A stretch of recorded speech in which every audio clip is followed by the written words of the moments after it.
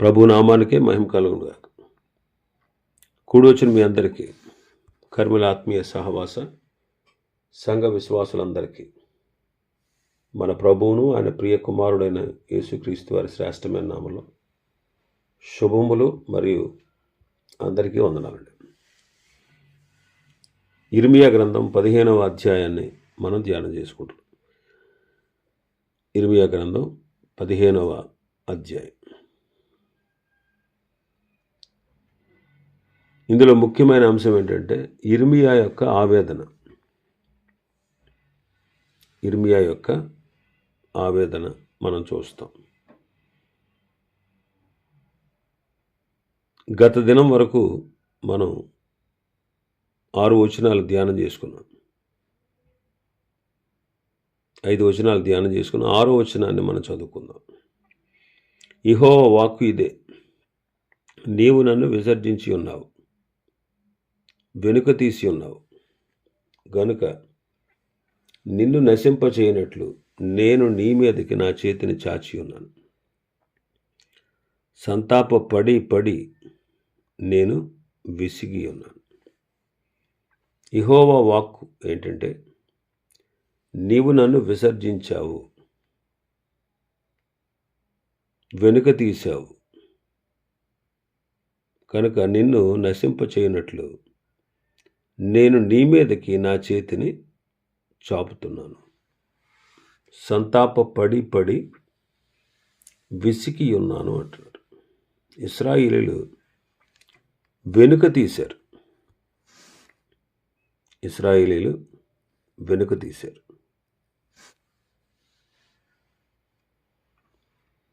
Hebrew పత్రికలో పౌలు గారు అంటాడు, హెబ్రీ పత్రిక 10వ అధ్యాయం 38వ వచనాన్ని మనం చూస్తే,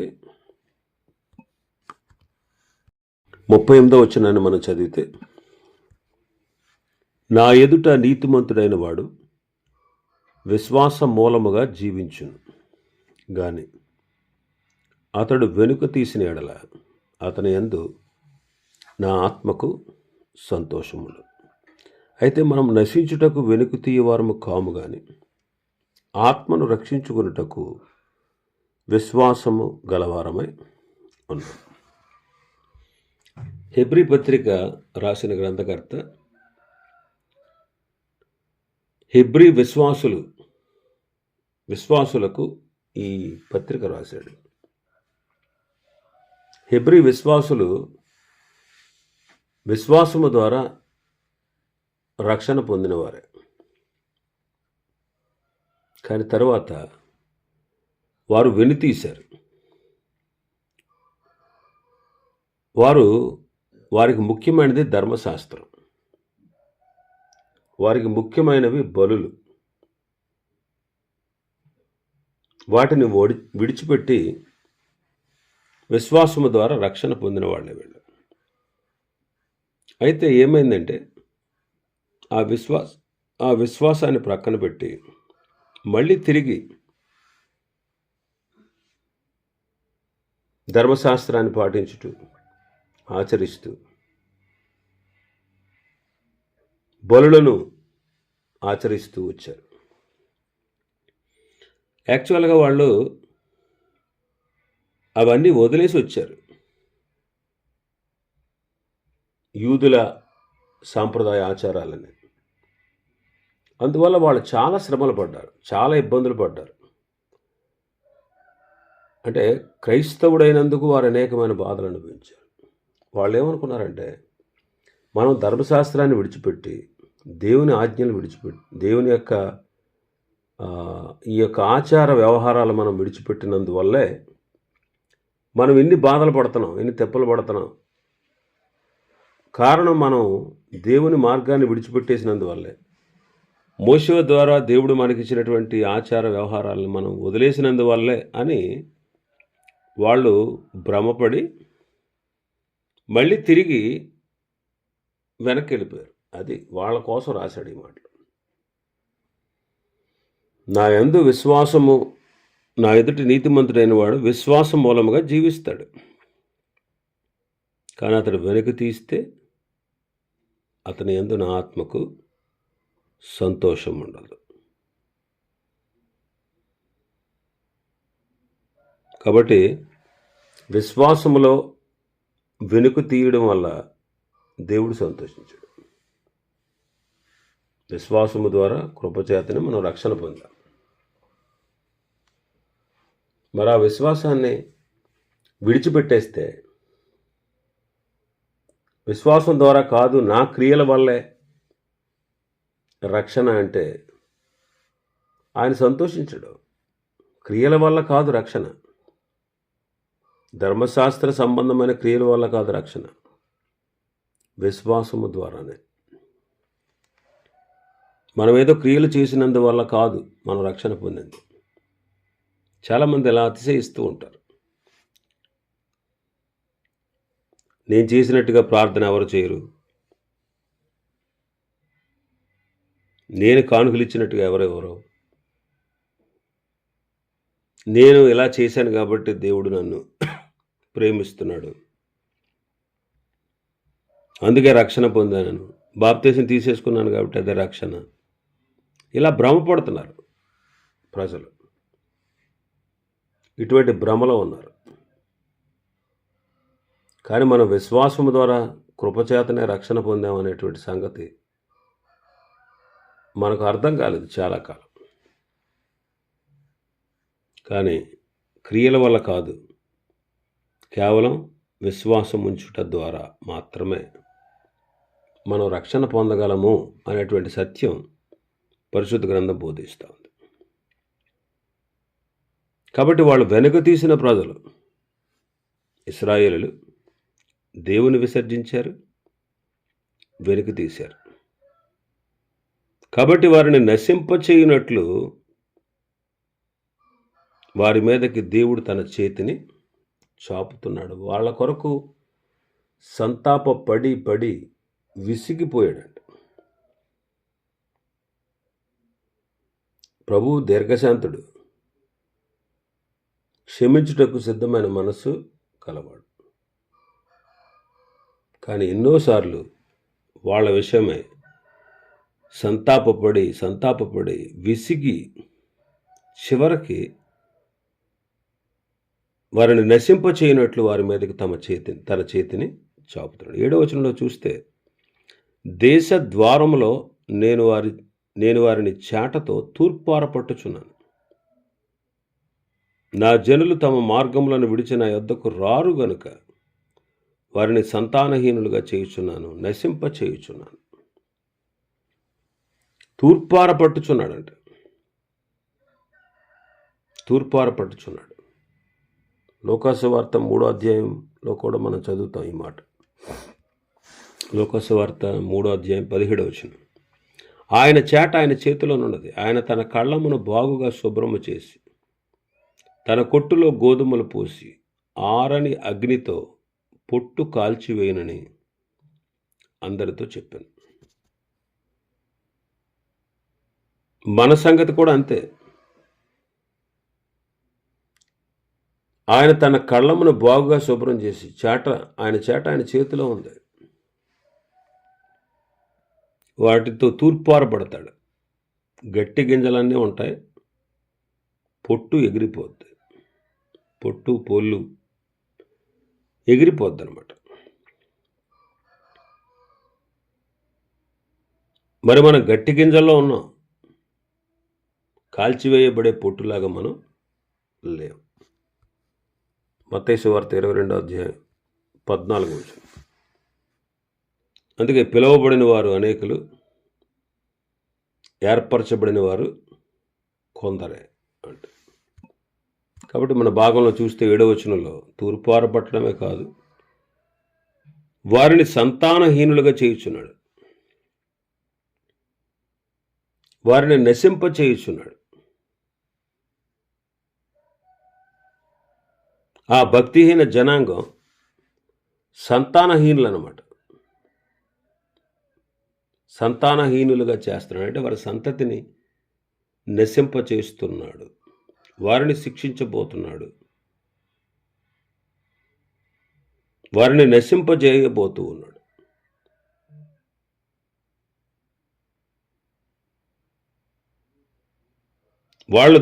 వాళ్ళు దేవుని మార్గాన్ని విడిచిపెట్టి వాళ్ళు మరలా దేవుని వద్దకు తిరుగుటలేదు. అందుకే వారిని నశింప చేయబోతున్నాను అని ప్రభు అంటున్నాడు. ఈనాడు మనకు ఆత్మ సంబంధమైన సంతానం ఉండాలి. పౌలు గారు అంటాడు, కొరింథీయులకు రాసిన మొదటి పత్రిక 4వ అధ్యాయం 15-16 వచనాలు. క్రీస్తునందు మీకు ఉపదేశకులు 10,000 మంది ఉన్నను, తండ్రులు అనేకులు లేరు.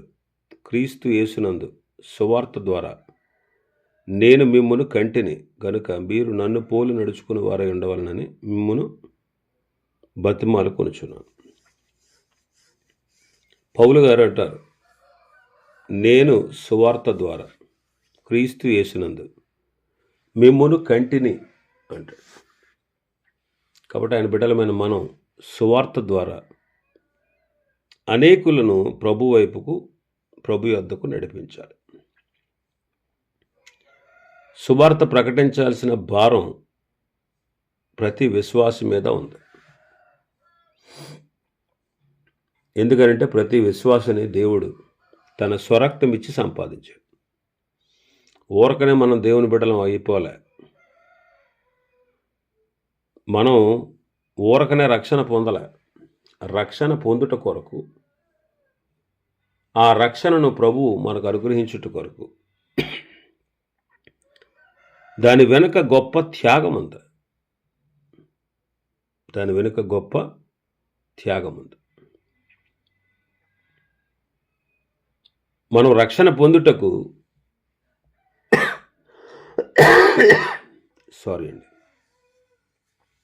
తండ్రి అయిన దేవుడు తన కుమారుడైన యేసుక్రీస్తును మన కొరకు బలిగా ఇచ్చాడు. మన రక్షణ కొరకు ఆయన్ని బలి అర్పించాడు. కాబట్టి రక్షణ మనం ఉచితంగా పొందాం. కానీ ఆ రక్షణ ఉచితంగా మనకు ఇచ్చుట కొరకు దేవుని యొక్క త్యాగం ఉంది. ఆయన పరలోకాన్ని విడిచిపెట్టి, వైభవాన్ని విడిచిపెట్టి భూలోకానికి రావడం, ఒక మానవుడిగా జన్మించడం, శరీరాన్ని ధరించుకోవడం,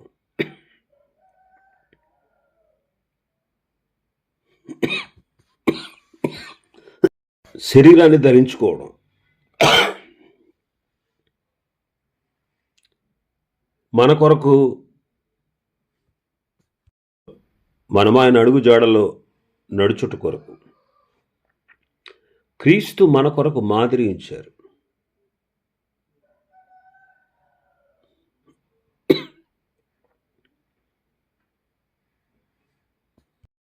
క్రీస్తు మన కొరకు మాదిరి ఇచ్చి వెళ్ళారు. ఎన్నో శ్రమలు సహించారు. ఎన్నో అవమానాలు, దెబ్బలు మన కోసం భరించారు. ముళ్ళ కిరీటం, కొరడా దెబ్బలు, ప్రక్కలో బళ్ళెముతో పోటు, కాళ్ళకు చేతులకు శీలలు, అవమానం, గడ్డపు ప్రక్కలు పెరికివేయుట, అరచేతులతో కొట్టుట, పిడికిలతో మోదుట, క్రూరమైన భయంకరమైనటువంటి శిక్షను ఆయన మరొకరికి భరించారు. మన మీదకు రావాల్సినటువంటి దేవుని ఉగ్రత, శిక్ష అంతా కూడా తన కుమారుని మీద వేశారు. ఆయన పొందిన దెబ్బల చేత మనకు స్వస్థత.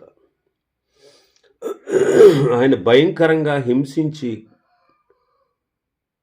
మన శిక్షను ఆయన మీద వేసి నలగొట్టి ఆయన తృప్తి చెందాడు. చాలు. ప్రజల పాపానికి శిక్షగా ఆయనకు విధించిన శిక్ష భయంకరమైనది అనమాట. కాబట్టి రక్షణ ఉచితమే. కానీ రక్షణ ఇచ్చుట కొరకు దేవుని యొక్క త్యాగం ఎంత గొప్పదో మనం గుర్తించాలి. మరి మనల్ని ఇంతగా ప్రేమించిన ప్రభువుని, మన రక్షణ కొరకు ప్రాణాన్ని త్యాగం చేసిన మన ప్రభువుని మనం గుర్తించి, ఈ రక్షణ ఉచితంగా మనం పొందాం, మరి ఇతరులు కూడా రక్షణ పొందాలనేటువంటి ఆసక్తి మనం కూడా కలిగి ఉండాలి. అందుకే సువార్త ద్వారా క్రీస్తు యేసునందు మనం అనేకులను కనాలి, అనేకులకు ఈ సువార్త చాటించాలి, అనేకులను మనం కనాలి. హెబ్రీ పత్రిక 2వ అధ్యాయం 13వ వచనం, నేనాయనను నమ్ముకొని ఉందును అని, ఇదిగో నేనును దేవుడు నాకు ఇచ్చిన పిల్లలు అనియు చెప్పుచున్నాడు.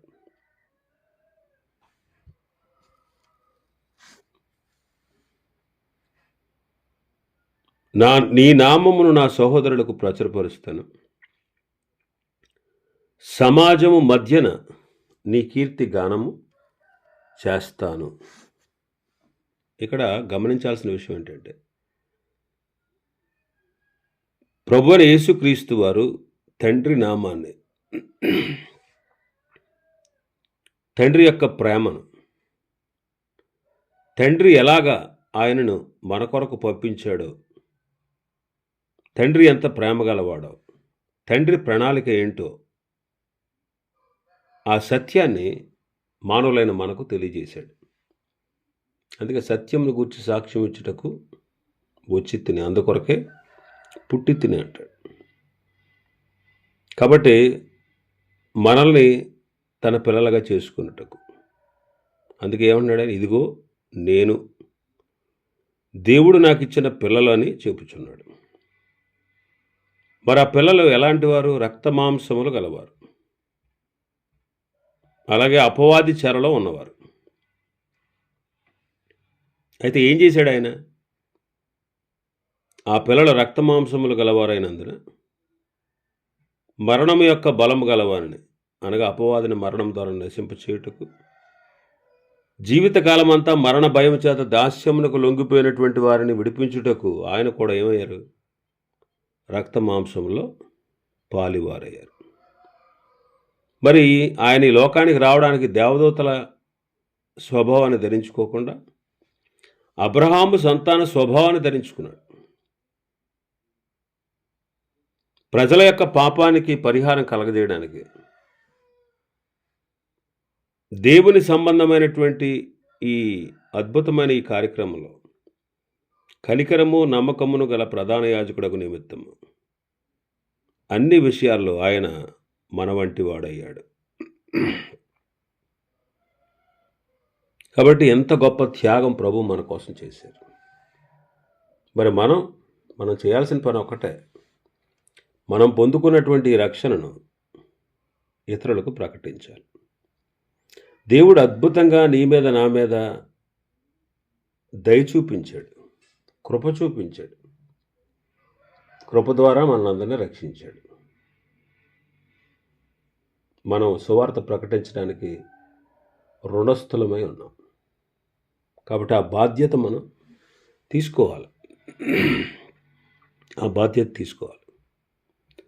మరి ఇశ్రాయేలు జనాంగం వెనుక తీసినందువల్ల, ఆయన విసర్జించినందువల్ల,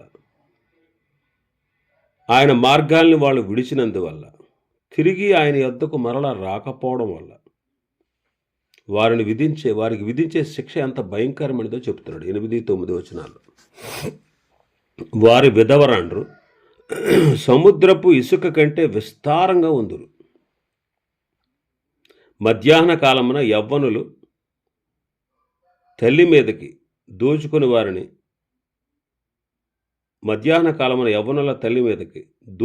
వారిని, నేను రప్పింతును. పరితాపమును భయములను అకస్మాత్తుగా వారి మీదకి రాజేతును. ఏడుగురిని కనిన స్త్రీ క్షీణించుచున్నది, ఆమె ప్రాణము విడిచి ఉన్నది. పగటి వేళనే ఆమెకు ప్రొద్దుగుంకి ఉన్నది. ఆమె సిగ్గుపడి అవమానము నొంది ఉన్నది. వారిలో శేషించిన వారిని తమ శత్రువులు ఎదుట కత్తిపాలు చేసేదను. ఇదే యెహోవా వాక్కు. చూడండి, వారికి శిక్ష, వారిని సంతానహీనులుగా చేస్తాడట, వారిని నశింప చేస్తాడు. వారి విధవరాండ్రు సముద్రపు ఇసుక కంటే కూడా విస్తారంగా ఉంటారు. మధ్యాహ్న కాలమున యవ్వనుల తల్లి మీదకి దోచుకుని వారిని నేను రప్పిస్తాను. పరితాపమును భయములను అకస్మాత్తుగా వారి మీదకి రాజేస్తాను. 7 కనిన స్త్రీ క్షీణించిపోద్ది, ఆమె ప్రాణం విడుస్తుంది. పగటి వేళనే ఆమెకు ప్రొద్దుగుంకుతుంది, ఆమె సిగ్గుపడి అవమానం పొందుతుంది. వారిలో ఇంకా మిగిలిన వారు ఎవరైనా ఉంటే వారిని శత్రువులు ఎదుట కత్తిపాలు చేసేదను. ఇదే యెహోవా వాక్కు. దేవుడు వారికి విధించిన భయంకరమైన శిక్ష అన్నమాట. ఎందుకు స్త్రీలకు ఎంత భయంకరమైనటువంటి శిక్ష అని మనం ఆలోచన చేస్తే, యెషయా గ్రంథం 3వ అధ్యాయం 16వ వచనాన్ని చదివితే యెహోవా ఎలాగూ సెలవిచ్చుచున్నాడు. ఆయన సెలవిచ్చినది ఏమనగా, సియోను కుమార్తెలు గర్విష్ఠురాండ్రై మెడచాచి నడుచుచు, వారచూపులు చూచుచు, కులుకుతో నడుచుచు తమ కాళ్ల గజ్జలను మ్రోగించున్నారు. కాబట్టి ప్రభు సియోను కుమార్తెల నడినెత్తి బోడు చేయును.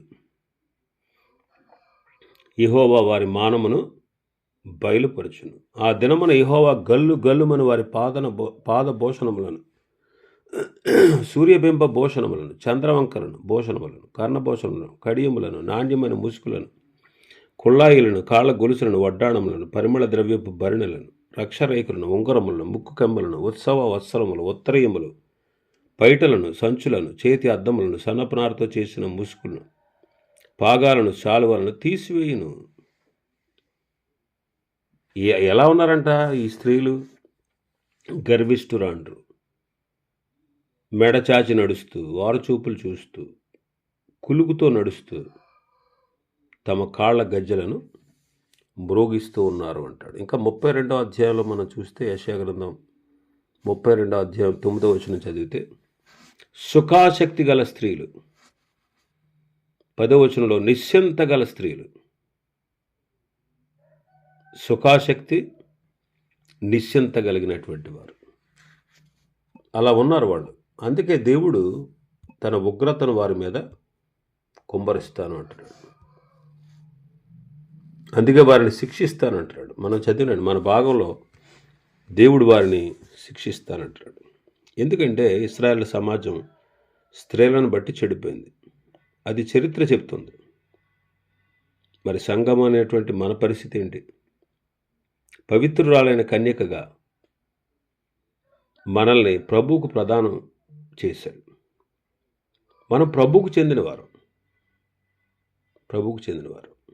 ఆయన ప్రజలం, ఆయన బిడ్డలం. కాబట్టి మన పరిస్థితి ఏంటి? మనం ఆయన్నే దేవుడుగా, రక్షకుడుగా, ప్రభువుగా, భర్తగా కలిగి ఉన్నామా? ఆయన విడిచి ఇతర దేవతలను, ఇతర దేవుళ్ళు అనబడిన వారిని, దేవతలు అనబడిన వారిని వెంబడిస్తున్నామా? ఆ విషయంలో చాలా జాగ్రత్తగా ఉన్నాం. అందుకే విగ్రహారాధనకు దూరంగా పారిపోండి అంటాడు పౌలు గారు. దేవుడు తన ఆత్మ ద్వారా పౌలు గారి ద్వారా మాట్లాడాడు. కాబట్టి విగ్రహ సంబంధమైన అపవిత్రత ప్రతిదానికి మనం దూరంగా తొలగిపోవాలి. ఎందుకంటే ఆయన్నే మనం పూజించాలి, ఆయన్నే మనం సేవించాలి, ఆయన్నే మనం ఆరాధించాలి. ఎట్టి పరిస్థితుల్లో కూడా విగ్రహ సంబంధమైన అపవిత్రతకు మనం లోను కాకూడదు. యూదుల్లో చెరపట్టబడిన తర్వాత యూదుల్లో కొందరిని నెబుకద్నెజరు సెలెక్ట్ చేసి వారి పేర్లు మార్చాడు. షడ్రకు, మేషకు, అబేద్నెగో అని, బెల్తషాజర్ అని దానియేలుకు వాళ్ళ పేర్లు మార్చాడు. వారికి కల్దీయ భాషను నేర్పించాడు. వారిని సెలెక్ట్ చేశాడు. రాజు భుజించే భోజనం పెట్టమన్నాడు. పేర్లు మార్చినా వీళ్ళేం పెద్ద బాధపడలేదు. వాళ్ళకి వచ్చిన భాష హీబ్రూ, కానీ వాళ్ళ భాషను మార్చుకోమన్నా ఆ విషయంలో వాళ్ళు ఏం బాధపడలేదు. కానీ విగ్రహ సంబంధమైన అపవిత్రత విషయంలో విగ్రహానికి బలి అర్పించిన దాన్ని తినే విషయంలో వాళ్ళు ప్రత్యేకంగా ఉన్నారు. అలాగే విగ్రహానికి మొక్కే విషయంలో కూడా వాళ్ళు ప్రత్యేకంగానే ఉన్నారు. దేవుని సేవించుటలో దానియేలు వెనుక తీయకున్నాడు.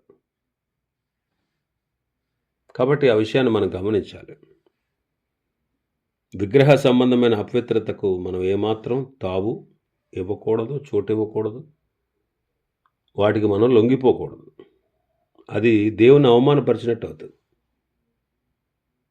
కాబట్టి ఆ విషయంలో మనం చాలా జాగ్రత్తగా ఉండాలి. కాబట్టి మన సంగతి ఏంటో మనం గమనించాలి. అందుకే మీరు వారిలో నుండి వేరే ప్రత్యేకంగా ఉండండి అన్నాడు. ఏ విషయంలో? దేవుని ఆలయానికి విగ్రహంతో ఏం పొందిక? మీరు జీవం గల దేవుని ఆలయమై ఉన్నారు. కాబట్టి అవిశ్వాసుల్లో నుండి, అంటే వాళ్ళు చేసేటువంటి కార్యకలాపాల నుంచి మనం దూరంగా ఉండాలి. వాళ్ళు చేసే కార్యకలాపాలంటే అవిశ్వాసులు విగ్రహారాధన చేస్తారు. మనం ఏమాత్రం ఆ విగ్రహారాధనకు లొంగకూడదు, వాటికి మొక్కకూడదు, వాటికి సాగిల పడకూడదు.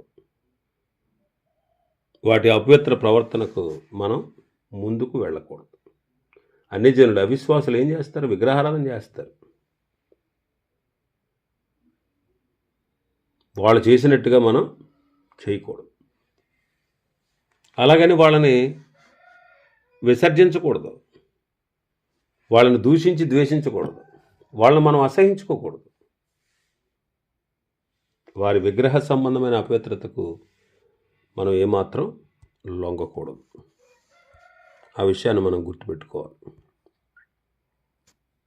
కాబట్టి స్త్రీలు వారికి ఎంత శిక్ష ఎందుకంటే వారు దేవునికి వ్యతిరేకమైన కార్యాలు చేసినందువల్ల. కాబట్టి స్త్రీలు ఎలా ఉండాలో మనం కూడా పరిశుద్ధ గ్రంథంలో నేర్చుకుంటాం. పేతురు మొదటి పత్రిక 3వ అధ్యాయంలో మనం చూస్తే మొదటి నుంచి మీ స్వపురుషులకు లోబడండి, అందులో ఎవరైనా వాక్యానికి అవిధేయులైతే వారు భయంతో కూడిన మీ పవిత్ర ప్రవర్తన చూసి వాక్యం లేకుండానే భార్య నడబడి వల్ల మారుతారు. జడలు అల్లుకోవడం, బంగారు నగలు పెట్టుకోవడం, వస్త్రాలు ధరించుకోవడం, వెలపటి అలంకారం మీకు అలంకారంగా ఉండక, అంటే వెలపటి అలంకారానికే మీరు ప్రాధాన్యత ఇవ్వకుండా సాధువైన మృదువైన గుణమైన అక్షయ అలంకారం గల మీ హృదయపంతరంగ స్వభావం మీకు అలంకారంగా ఉండాలి. అది దేవుని దృష్టికి మిగుల విలువ. బాహ్య అలంకారం వద్దని అంటలేదు ఇక్కడ. బాహ్యంగా అలంకరించుకోవడానికి స్త్రీలు ఎంత మక్కువ చూపుతారో, ఎంత ఎక్కువ సమయాన్ని కేటాయిస్తారో, అలాగే ఆత్మ సంబంధమైనటువంటి వారి ఆత్మకు అంతరంగ స్వభావానికి సాధుగుణం, మృదుత్వం, అక్షయమైనటువంటి అలంకారంగా ధరించుకోవాలి. అది దేవుని దృష్టికి మిగుల విలువ కలదు. తిమోతితో కూడా చెప్తాడు అపొస్తలుడైన పౌలు తిమోతికి రాసిన మొదటి పత్రిక 2వ అధ్యాయం 9వ వచనాన్ని చూస్తే, అణుకువ కలిగి ఉండాలి, స్వస్థ బుద్ధి కలిగి ఉండాలి, తగుమాత్రపు వస్త్రములు, అంటే భక్తి గలవారికి తగిన స్త్రీలమ అన్నట్టుగా వస్త్రాలు వేసుకోవాలి. ఇంకెంతసేపు జడలు బంగారంతో అలంకరించుకోవడం, ముత్యాలతో అలంకరించుకోవడం, మిగులు వెలగల వస్త్రాలు ఇలాగా వీటితో మిమ్మల్ని అలంకరించుకోకుండా, అంటే ఇవే ప్రాధాన్యం అనుకోకుండా, దైవభక్తి గలవారం అని చెప్పుకొని స్త్రీలకు తగినట్లుగా అణుకువ, స్వస్థ బుద్ధి, సత్క్రియలు ఇవి కలిగి ఉండాలి. వీటితో అలంకరించుకోవాలి. మౌనంగా ఉండాలి, సంపూర్ణ విధేయతతో నేర్చుకోవాలి.